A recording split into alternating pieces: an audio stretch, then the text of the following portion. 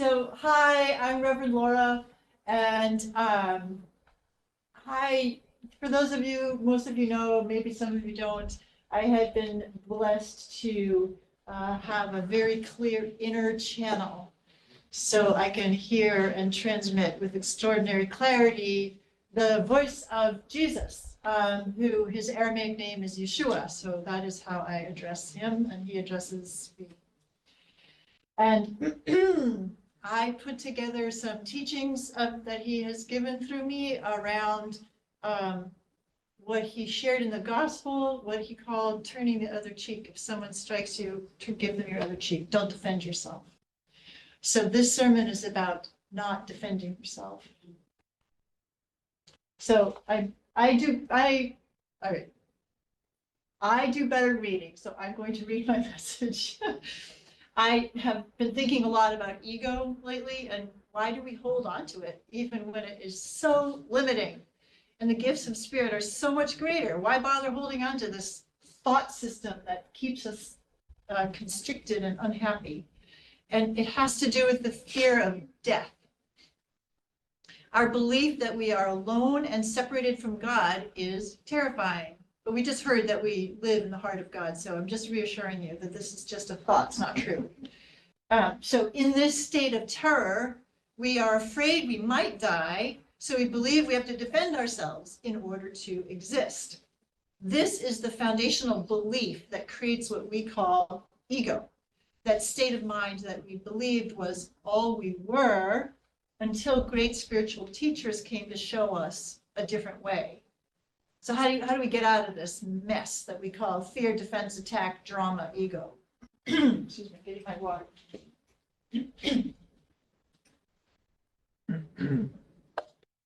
So let's start by noticing that we're actually alive right now. Here we are, body or no body, we exist. And we've had enough miraculous spiritual experiences that we do know our true being is spiritual. It does not require the appearance of a body. So if I simply exist and I don't need to defend myself in order to exist, then the opposite of needing defense is true. I exist because of my connection with other beings and with life itself. You might think this understanding would feel good, and eventually it does, but at first what arises is discomfort. Why? Because knowing that the heart is not mine alone, it's shared, is uncomfortable. If the heart is shared, the ego says, that means we have to trust whoever is in there with us. Feeling other beings in the shared heart makes the ego very fearful. The ego is worried. What are they going to do? Are they going to manipulate my heart? Are they going to take over? Are they going to have their own nefarious goals? The ego has a feeling of distrust of whoever else is in the heart with us. So it steps right back in to defend our life, even though we've just understood that we're one with life. Right back to self-defense. What are you doing taking this risk? You're going to die. To which the wise mind responds, yes, that's right. You are going to die. This is about the death of the ego. And in that moment, it becomes clear how intensely nasty the ego is, how it is always willing to get into a fight with somebody, including ourselves, in order to convince us of its value. It does not give up easily. I remember a challenging moment in a psychotherapy session several years ago when anger came up in me for a second while a patient was repeatedly projecting her anger at her mother onto me, saying things about what I was doing that were false. I had instantly realized I did not need to feel angry because I had no need to convince her that what she was saying was not true. This allowed me to see that she was trying to get me to enact attacking her. And at that moment, I could step out of the game. And I said to her, you are doing a great job telling me everything I'm doing is wrong. You are doing a great job defending yourself. I was quite lighthearted about it, and she stopped attacking me. In that moment, I could see in myself a very familiar belief that if someone attributes something to me that is not true, I must defend myself. And in that same moment, I thought, doesn't matter. I don't need her to listen to me. I have no need to defend myself. I could also see clearly that what my patient was experiencing was a dream. She was writhing in agony, sitting on my couch, perfectly safe. I remember a vision once that arose when I asked the Holy Spirit for help in dropping my need to defend myself. In the vision, I was throwing large sections of a wooden wall, huge chunks of planks and posts into a fire, which clearly represented my desire to no longer defend myself, burning up the wall. Suddenly, the feeling of shame came up, along with a vision of great beings sitting around a campfire, waiting for me. Oh, getting weepy. These are the beings who share our heart. It was so uncomfortable. I was in extreme discomfort. The cause of the shame was clear. Oh my God, I just put my walls down, and now you can see every mistake I've made. You can see all the battles I've been in, all of the mean words I've said, all the judgment, selfishness, fear, keeping myself small, thinking I'm better, all that ego drama. So much shame. And I was reminded of the lesson in the Course in Miracles. In my defenselessness, my safety lies. So I can hold on to the shame about all the bad things I've done, because that reinforces my thought that those are real things that have actually happened. Or I can receive the gift of wisdom from these beings who all did selfish, egoic things during their human incarnations before their awakening. The wisdom that they transmit is that it has all been a dream, like the images in the smoke from their campfire. I can forgive myself for even believing in them. Once in one of my online group sessions, when Yeshua was helping a brother in the circle to let go of self-defense, he concluded with this teaching. The place to start, my brother, is to honor the belief that you needed to defend yourself. And then to honor that from a more expanded perspective where everything is one, there's nothing to defend yourself against. The visual image is of holding the need to defend yourself in the center of the circle of love. When you can lift your eyes up from the self-defended vantage point and see around you the circle of love, friends on the path, enlightened ones who are already sure of their identity as the Christ, then you can begin to see how very small is the thought, I need to defend myself. In another group session, a sister asked for guidance regarding a conflict in her spiritual study group. Yeshua taught her thus, this is a very important question because the ego, as it is softening, also is reacting and defends its last gasp. So it is not at all uncommon in spiritual families for there to be conflicts that emerge. So this is an important question for everyone to understand, how to soften your way through the conflicts. I have shared many times that everything is love. There's nothing except God, and God is love. The child of God made a decision to see what it would be like to be separated from God. You are becoming aware that you have always been held by God, even though you had your eyes closed to that reality. There's a long history of fearfulness in each soul because the feeling of being separated from God is the most terrible feeling there is. The feeling of being alone is so frightening that the ego will defend itself if it feels at all impinged upon because it is afraid of death. Because in its delusion, it thinks that it is separated from the source of life and that it can actually die. This is, of course, impossible. So anytime there is the experience of being attacked or defending oneself, it comes from the fear that the ego will die because it has done a very bad thing of separating itself from the Father. So be aware that when the energies of attack and defense come up, there's a huge pressure behind them, an enormous intensity that can feel very overwhelming. But when you know that it comes from this fundamental fear that the ego is lost and can never be found and must survive on its own in the wilderness, then you can understand why there's so much intensity around feeling attacked and needing to defend oneself. When you hold this in love, when it arises in a fellow traveler, you will help that person be able to feel that they are not actually alone, and there is nothing that needs to be defended. The need to defend itself is simply the wish to be alive.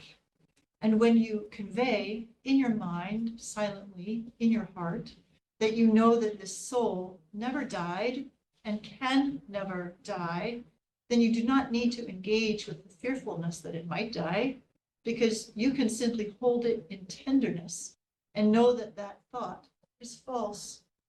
It has no merit. So if a soul comes to you and says, "You are attacking me," your response is only to convey love, because you can see that all that soul desires is to know that it is alive. Another woman in the circle asked for guidance.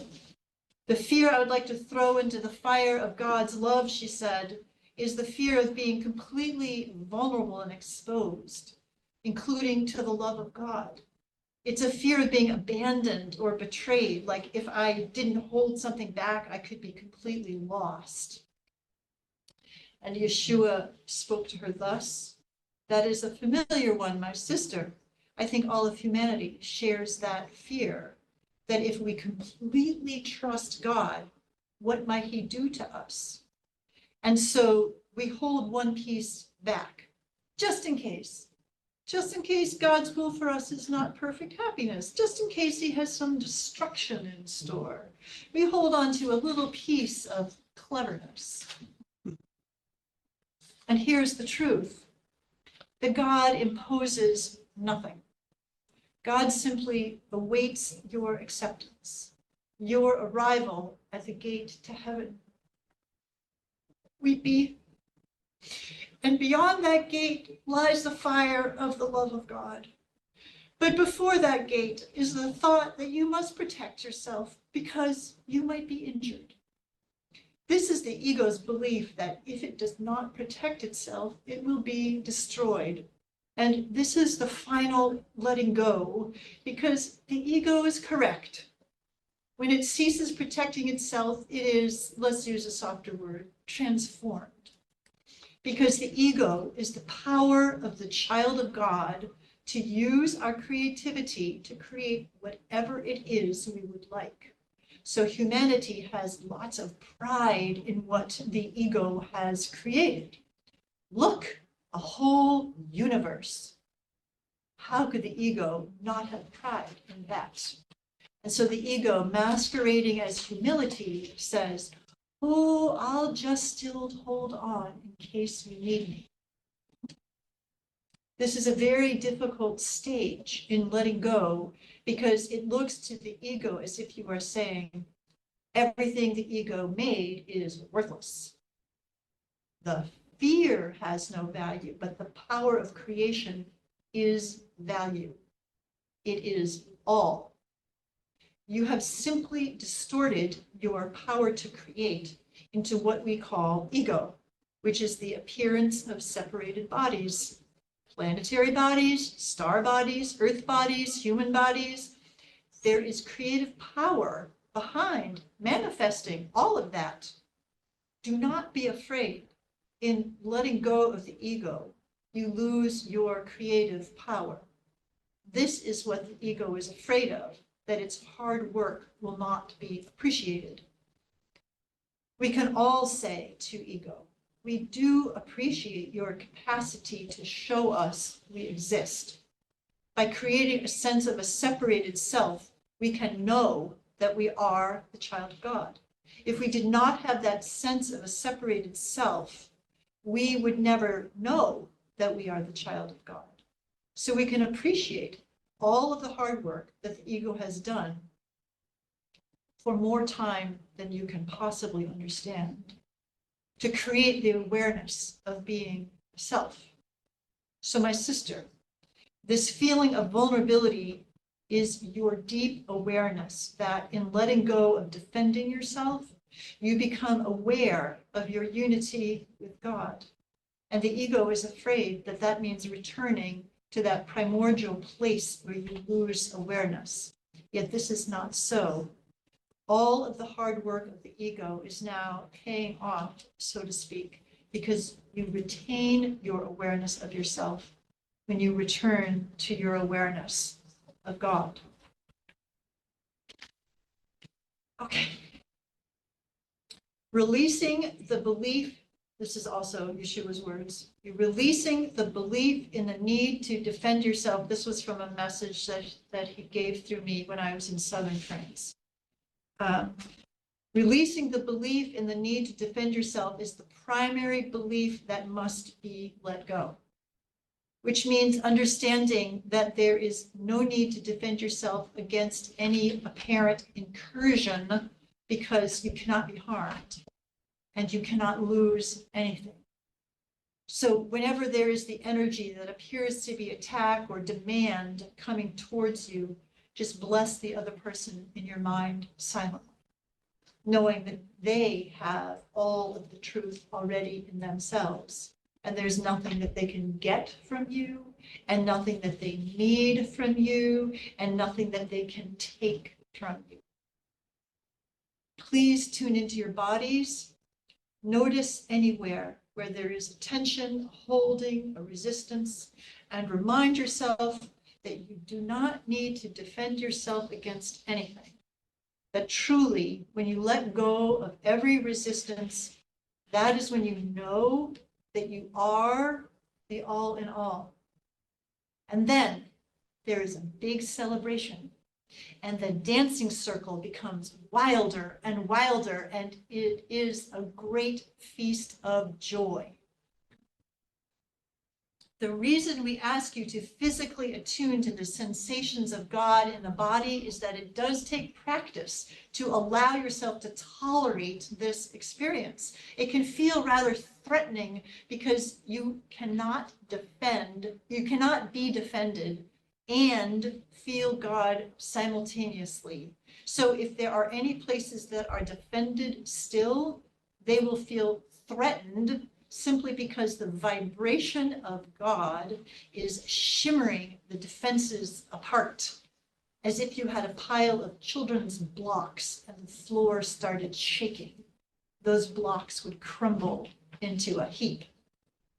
So sometimes when you feel the vibration of God's love, you will have an experience of a particular defended spot resisting because it knows it's melting, like that wicked witch of the West. May these words of Yeshua be a blessing to you. I continue my small self to practice this difficult teaching, never to defend myself. When I know I am the Christ, defending myself has no meaning. And anything that looks like an attack is perceived as a call for love from a soul still stuck in believing it is the ego. If I defend myself, then I am demonstrating my belief that the attacker and I are both small selves in need of defense. When I see us as manifestations of the one child of God, with all of our needs met, then I just step out of the way and send us both blessings. I know who we are. And so it is.